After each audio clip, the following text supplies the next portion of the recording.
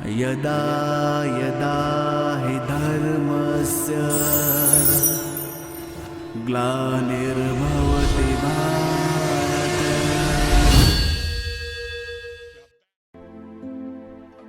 ओम शांति। 24 जनवरी 2021 अव्यक्त बाप दादा के महावाक्य। Revise date 17/10/87। वाणी का टाइटल ब्राह्मण जीवन का श्रृंगार पवित्रता। आज बाप दादा अपने विश्व के चारों ओर के विशेष होवनहार पूज्य बच्चों को देख रहे हैं। सारे विश्व में से कितने थोड़े अमूल्य रत्न पूजनीय बने हैं। पूजनीय आत्माएं ही विश्व के लिए विशेष जहान के नूर बन जाते हैं।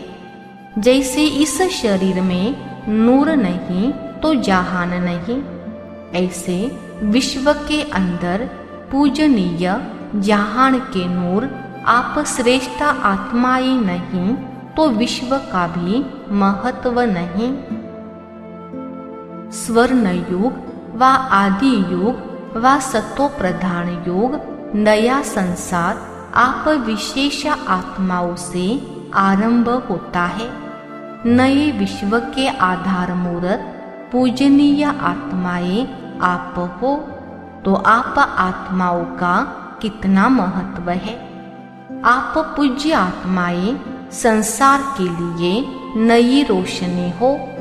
आपकी चढ़ती कला विश्व को श्रेष्ठ कला में लाने के निमित्त बनती है। आप गिरती कला में आते हो तो संसार की भी गिरती कला होती है। आप परिवर्तन होते हो तो विश्व भी परिवर्तन होता है। इतने महान और महत्व वाली आत्माएं हो। आज बाप दादा सर्व बच्चों को देख रहे थे। ब्राह्मण बनना अर्थात पूज्य बनना, क्योंकि ब्राह्मण सो देवता बनते हैं और देवताएं अर्थात पूजनीय। सभी देवताएं पूजनीय तो है, फिर भी नंबरवार जरूर है। किन देवताओं की पूजा विधि पूर्वक और नियमित रूप से होती है और किन्हों की पूजा विधि पूर्वक नियमित रूप से नहीं होती।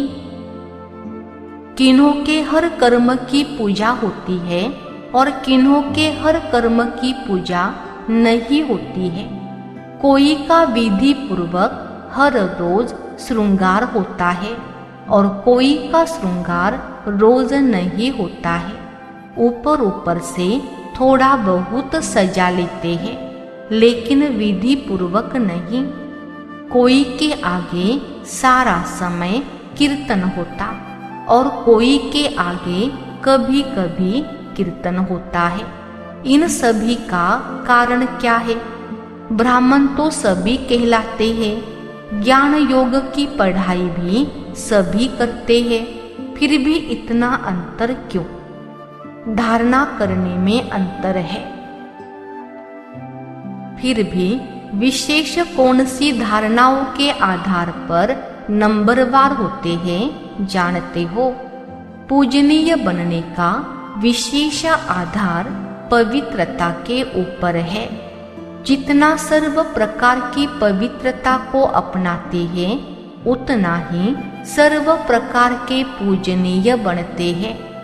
और जो निरंतर विधि पूर्वक आदि अनादि विशेष गुण के रूप से पवित्रता को सहज अपनाते हैं वही विधि पूर्वक पूज्य बनते हैं।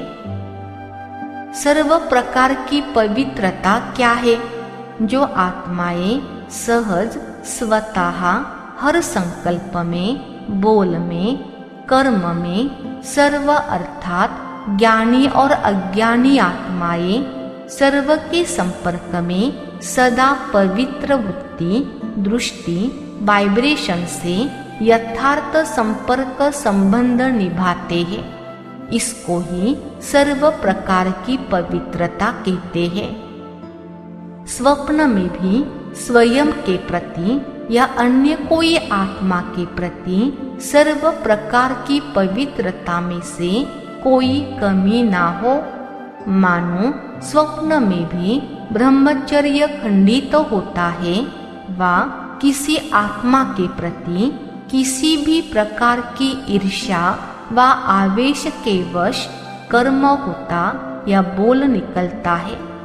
क्रोध के अंश रूप में भी व्यवहार होता है, तो इसको भी पवित्रता का खंडन माना जाएगा। सोचो, जब स्वप्न का भी प्रभाव पड़ता है तो साकार में किए हुए कर्म का कितना प्रभाव पड़ता होगा। इसलिए खंडित मूर्ति कभी पूजनीय नहीं होती। खंडित मूर्तियां मंदिरों में नहीं रहती, आजकल के म्यूजियम में रहती है। वहाँ भक्त नहीं आते, सिर्फ यही गायन होता है कि बहुत पुरानी मूर्तियां हैं। बस उन्होंने स्थूल अंगों के खंडित को खंडित कह दिया है, लेकिन वास्तव में किसी भी प्रकार की पवित्रता में खंडन होता है तो वह पूज्य पद से खंडित हो जाते हैं। ऐसे चारों प्रकार की पवित्रता विधि पूर्वक है तो पूजा भी विधि पूर्वक होती है। मन, वाणी, कर्म और स्वप्न में भी पवित्रता, इसको कहते हैं संपूर्ण पवित्रता। कई बच्चे अलबेलेपन में आने के कारण चाहे बड़ों को चाहे छोटों को इस बात में चलाने की कोशिश करते हैं कि मेरा भाव बहुत अच्छा है, लेकिन बोल निकल गया, वाह मेरी एम अर्थात लक्ष्य ऐसी नहीं थी लेकिन हो गया। या कहते हैं कि हंसी मजाक में कह दिया अथवा कर लिया, यह भी चलाना है। इसलिए पूजा भी चलाने जैसी होती है। यह अलबेलापन संपूर्ण पूज्य स्थिति को नंबरवार में ले आता है। यह भी अपवित्रता के खाते में जमा होता है। आज का वरदान, कर्म द्वारा गुणों का दान करने वाले डबल लाइट फरिश्ता भव। विस्तार, जो बच्चे कर्मणा द्वारा गुणों का दान करते हैं उनकी चलन और चेहरा दोनों ही फरिश्ते की तरह दिखाई देते हैं। वे डबल लाइट अर्थात प्रकाश में और हल्केपन की अनुभूति करते हैं। उन्हें कोई भी बोझ महसूस नहीं होता है। हर कर्म में मदद की महसूसता होती है, जैसे कोई शक्ति चला रही है। हर कर्म द्वारा महादानी बनने के कारण उन्हें सर्व के आशीर्वाद व सर्व के वरदानों की प्राप्ति का अनुभव होता है। स्लोगन, सेवा में सफलता का सितारा बनो, कमजोर नहीं। अच्छा, ओम शांति।